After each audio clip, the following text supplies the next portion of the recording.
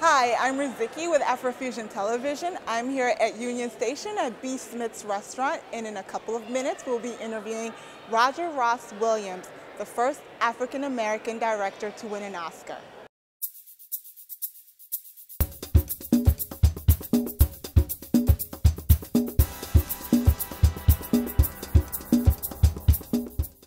So, Roger, how are you doing today? I'm great. How are you? Good, good, good. Thank you for taking your time to come and talk to us. Pleasure to be here. Great. So the first thing I really want to know, like, you are very well known for your movie, Music by Prudence, and you won an Oscar. How does that feel?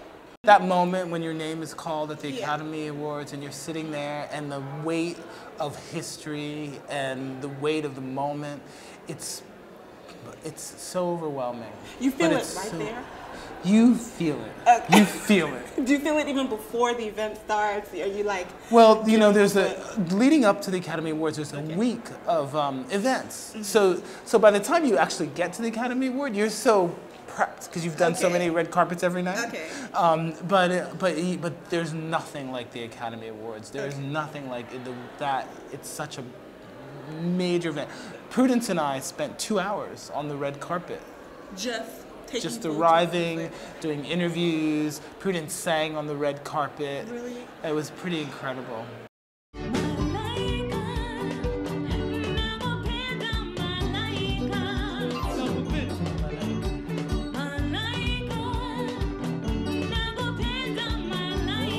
A friend of mine had seen her perform and told me about her. And I was looking to do a film in Africa, and I was looking for subjects, and I started writing to the school. My name is Prudence Mabena. I'm the lead singer in the Liana Band. They sent me footage of Prudence performing, and they also had Prudence write her life story in her own words. Okay. And I read that story, and I was blown away. I was moved to tears. Right. And I just had to do it. Prudence's life story. Did you find that when you got there it started to evolve into something else? I knew from that first interview that this was really powerful, powerful material. It was so hard because my stepmom didn't like me at all. The interview in the film is the first time we sat down and she told her life story, and everything. No one had ever asked her about her life. No one had ever said, you know, talk to her about her experiences. And it just poured out, and this emotion poured out with it that was so overwhelming. And she was crying, and I was crying, the crew was crying. It was and I went home that night. I remember I went back to where I was staying in Zimbabwe that night, and I was crying all night. I was just so moved. And that first shoot, which was 2 weeks, I came back and I cut a 5-minute trailer. And I came back and I raised money, and I went back for 2 months, and then I cut a 10-minute trailer. And that's when HBO came on board. What was your whole appeal about Africa? Why did you want to do a film in Africa? I had never been to Africa. Well, the first time I went to Zim, and I was like coming home, and what was the most amazing moment for me was when I went to her village. She's from a village near Victoria Falls, and I went to her rural area, and we sat around every night around the fire, and we sang, and it was just like this feeling of family and community that was so important in African tradition and culture that we've lost. That was just so amazing.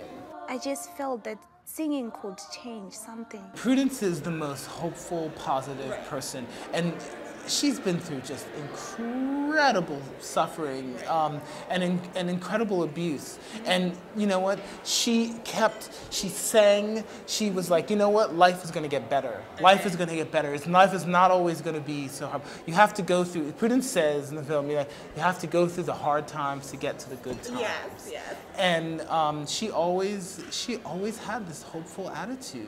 You and Prudence, you go to a store, and all the shelves are empty. Okay? Could you talk about that? Because that's really around the time when things were really rough in Zimbabwe. That's Zimbabwe. Yeah. I mean, you know, there's no. It was mind-boggling to me because you could there'd be no running water. There'd be like rolling blackouts. The stores would be empty, and you cope. You deal with it. And Prudence dealt with it in such a, she always had this this happy attitude. It's like, there's no food in the shops, but she's like, well, I'll just sing and everything will be fine. And it was tough shooting production-wise because we had to go to either South Africa or Botswana to get food. You have to go to another country to get food. It really taught me to appreciate the gifts in life that I have, and it refocused my attitude and my energy. And so she taught me valuable lessons, and I have learned and grown so much because of this film and because I know her. What's going on with Prudence? How's her band doing? She's in Denver right now.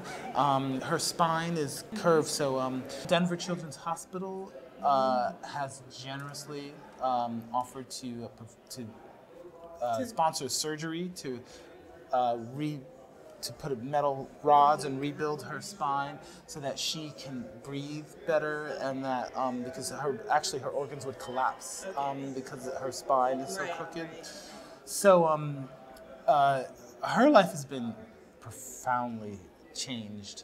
But not only her life, when she went back to Zimbabwe, the vice president of the country met her, the mayor of Bulawayo, where she lives, and there was a parade through Harare, and she made a speech, and the vice president stood on the steps of the Capitol, and he said, "This is for all Zimbabweans to understand that disability does not mean inability, and they learn to respect and love their disabled children." And that, so Prudence has had the film, I didn't even realize when I was making the film the positive effect it would have.